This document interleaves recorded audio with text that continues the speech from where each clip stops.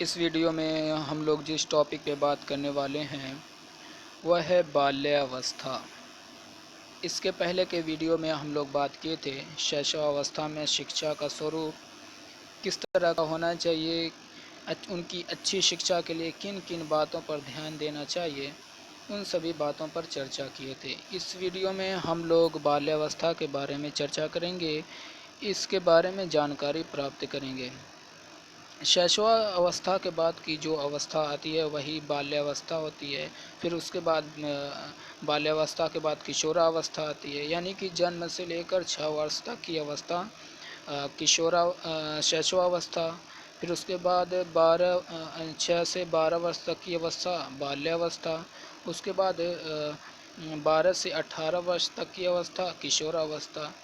यानी कि शैशवावस्था और किशोरावस्था के मध्य की अवस्था वही बाल्यावस्था कहलाती है, यानी कि 6 से 12 वर्ष तक की अवस्था बाल्यावस्था कहलाती है। आइए इसके बारे में कुछ मनोवैज्ञानिकों के मत देख लेते हैं। रॉस एक मनोवैज्ञानिक हैं, ने बाल्यावस्था को मिथ्या परिपक्वता का काल कहा है। मिथ्या परिपक्वता, मिथ्या मतलब होता है झूठा, और परिपक्वता मतलब कि मैच्योरिटी। मिथ्या परिपक्वता मतलब झूठा परिपक्वता। ऐसा इसलिए कहा है कि इस अवस्था में बच्चों की क्रियाओं द्वारा ऐसा लगता है कि उनका मस्तिष्क पूर्णतः विकसित हो गया है, पूर्णतः विकसित हो चुका है।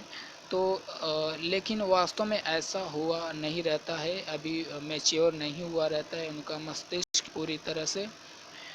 तो ये इस बात को ध्यान में रखते हुए रॉस ने इसको मिथ्या परिपक्वता का काल कहा है।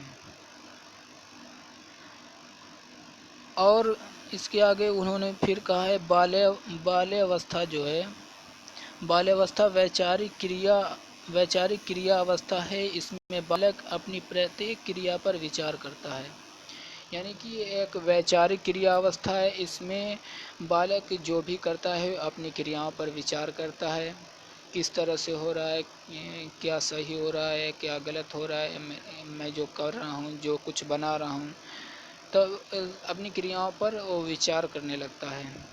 अब आगे एक मनोवैज्ञानिक हैं किलपैट्रिक ने बाल्यावस्था को प्रतिद्वंदिता का काल कहा है। प्रतिद्वंदिता मतलब कंपटीशन, यानी कि इस अवस्था में बच्चे जो हैं वह समूह बाहर निकलकर समूह में खेलने लगते हैं और विभिन्न तरह के खेल खेलते हैं, जिससे उनके अंदर दूसरे से अच्छा खेलने की भावना विकसित होती है, यानी कि कंपटीशन का गुण पैदा होता है। तो इस तरह से किलपैट्रिक ने प्रतिद्वंदिता का काल कहा है इसको। और आगे है इस अवस्था को प्रारंभिक विद्यालय की आयु भी कहा जाता है, क्योंकि इस अवस्था में बच्चे जो हैं वह स्कूल जाना, विद्यालय जाना प्रारंभ कर देते हैं, इसलिए इसे प्रारंभिक विद्यालय की आयु भी कहा जाता है। अब आइए इसके बाल्यावस्था की विशेषताओं को कुछ देख लेते हैं। शारीरिक तथा मानसिक विकास में स्थिरता। इस अवस्था में जो है शारीरिक और मानसिक विकास थोड़ा स्थिर दिखाई देता है अपेक्षा शैशवावस्था के।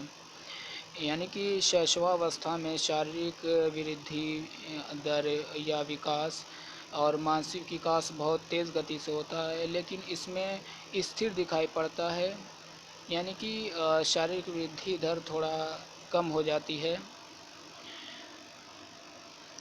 तो इस तरह से शारीरिक तथा मानसिक विकास में स्थिरता दिखाई देती है। दूसरी विशेषता है यथार्थवादी दृष्टिकोण।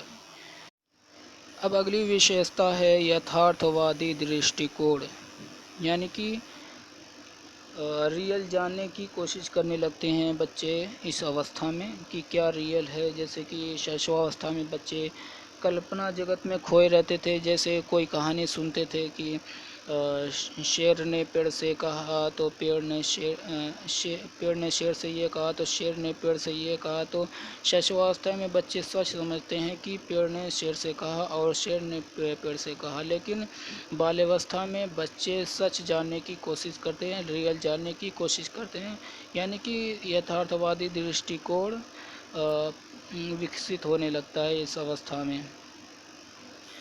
अब अगली विशेषता है जिज्ञासा की प्रबलता। इस अवस्था में जिज्ञासा की प्रबलता पाई जाती है। बच्चे इस अवस्था में नवीन वातावरण को जानने के लिए स्वयं प्रयास करने लगते हैं, क्योंकि उनमें स्मरण शक्ति का विकास होता है, जिसकी वजह से वो पूर्व ज्ञान के आधार पर ही विभिन्न चीज़ों को जानने की कोशिश करने लगते हैं। अब अगली विशेषता है मानसिक योग्यताओं में वृद्धि। मानसिक योग्यताओं में वृद्धि। इस अवस्था में तर्क वितर्क करने की शक्ति आ जाती है, योग्यता आ जाती है, और किसी चीज़ पर गौर करना, ध्यान केंद्रित करना, ये भी विकसित हो जाता है। अब अगली विशेषता है सामूहिक भावना का विकास। चूँकि इस अवस्था में बच्चों में सहयोग की भावना और बर्दाश्त करना, ये सब गुण पैदा होने लगते हैं, जो कि समाज के लिए एक बहुत ही लाभप्रद होते हैं। सामाजिक भावना के लिए अगर बर्दाश्त करने का गुण और सहयोग करने का गुण नहीं होगा तो उस समाज में इसकी कोई वैल्यू नहीं रहेगी। इसलिए अगर ये गुण पाया जाए तो उनके अंदर सामाजिक भावना का विकास होता है। जैसे कि अगर सहयोग की भावना है और बर्दाश्त करने की थोड़ा कुछ हो गया गड़बड़ सड़बड़ तो डांट फटकार पड़ी तो बर्दाश्त कर लिया, तो इसकी वजह से सामाजिक भावना का विकास होता है। तो इस तरह से सामूहिक भावना का विकास इस अवस्था में होने लगता है, क्योंकि उनके अंदर सहयोग और बर्दाश्त करने का गुण आ जाता है। अब अगली विशेषता है रचनात्मक कार्यों में रुचि।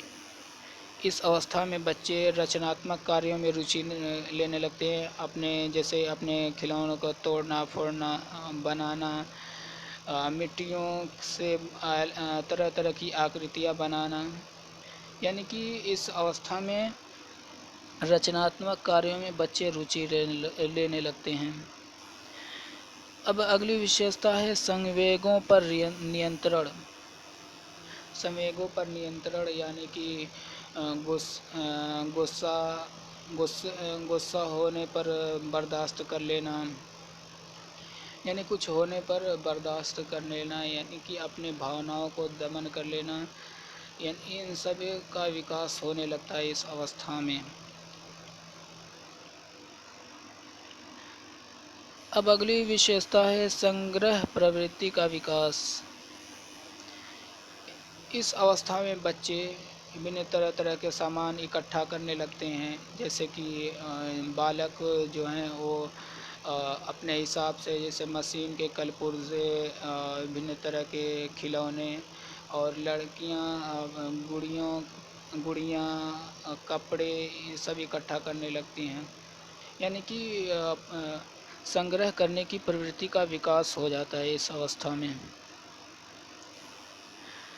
अब अगली विशेषता है प्रतिस्पर्धा की भावना, यानी कि कंपटीशन की भावना। चूँकि इस अवस्था में बच्चे समूह में खेलने लगते हैं और दूसरों से अच्छा खेलने का प्रयास करते हैं, यानी कि कंपटीशन की भावना का विकास होता है। अब अगली विशेषता है औपचारिक शिक्षा का प्रारंभ। चूँकि इस अवस्था में बच्चे स्कूल जाना प्रारंभ कर देते हैं, यानी कि एक नियमित शिक्षा प्रारंभ, औपचारिक मतलब नियमित शिक्षा या औपचारिक शिक्षा प्रारंभ हो जाती है, और इस अवस्था में भाषा विकास भी प्रारंभ हो जाता है। अब अगली विशेषता है अनुकरण की प्रवृत्ति का विकास। अनुकरण मतलब दोहराना, किसी भी चीज़ को सुनते हैं, जैसे संगीत हो गई या कोई गाना हो गया, तो वो उसका अनुकरण करने लगते हैं, या कोई भी चीज़ देखते हैं किसी को करने तो वो भी करने लगते हैं, उसमें हाथ बटाने लगते हैं। जैसे अपने बड़ों को कोई चीज़ बना रहे हैं तो उस पर ध्यान केंद्रित करते हैं, और फिर वैसा ही करने का प्रयास करने लगते हैं, यानी कि अनुकरण करने लगते हैं। अब अगली विशेषता है समलिंग भावना का विकास। यानी कि जो समलिंग भावना मतलब कि बालक जो पुरुषों की तरह बिहेवियर करने लगते हैं, और बालिकाएं जो हैं औरतों की तरह बिहेवियर करने लगती हैं, जैसे कि रोटी पकाना, रोटी बेलना, और जो बालक होते हैं पुरुषों की तरह किसी काम में हाथ बटाना, किसी चीज़ को बनाना, ये सब समलिंगी भावना का विकास होता है। यानी कि बालिकाएं जो स्त्रियों का काम होता है वो करने लगती हैं, और बालक जो हैं पुरुषों के जो काम होते हैं वो उसमें वो रुचि लेने लगते हैं, यानी कि समलिंग भावना का विकास हो जाता है। अब अगली विशेषता है बहिर्मुखी प्रवृत्ति का विकास। यानी कि इस अवस्था में बच्चे जो है समूह में रहने लगते हैं, और दूसरों से बातें करते हैं, मजाक करते हैं, वाहवाही होती है, और लोग अपने योग्यताओं द्वारा लोगों को अपनी ओर आकर्षित करने की कोशिश करते हैं, यानी कि उनके अंदर दिखाने का गुण पैदा होता है, यानी कि बहिर्मुखी व्यक्तित्व का विकास होता है। तो ये सब विशेषताएं थी बाल्यावस्था की। तो इस तरह से उम्मीद है कि ये वीडियो आप सभी लोगों को पसंद आए, तो इस वीडियो को लाइक कीजिए और सब्सक्राइब कीजिए, और बेल आइकन को दबाना न भूलिए।